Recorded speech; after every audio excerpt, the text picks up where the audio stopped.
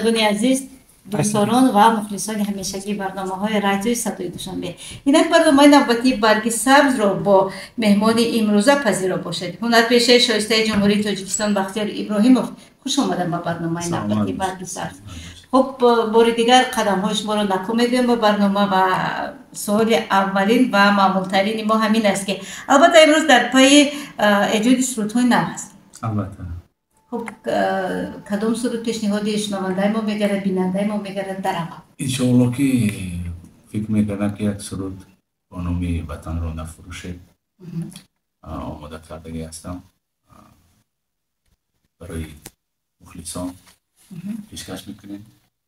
خیلی با گزاری از مخلصان. البته بیاید برای اینکه بیننده و شنونده ما رو جلب کنیم، البته چون مصرع اون رو خوب زمزمه کنه، سپس با موسیقی با آرایشی بدیم.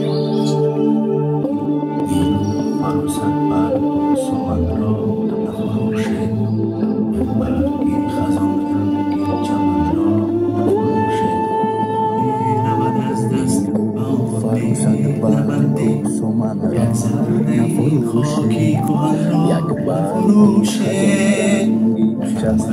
وطن تاجیکستان عزیز و وطنی ما مهنی ما دوست داشتنی است و برای در وصف آن سرودنی هر گونه سرودهای خیلی دوست داشتنی و سرودهایی که همان مهر و محبت رو وصف میکنند. البته سریعتی است.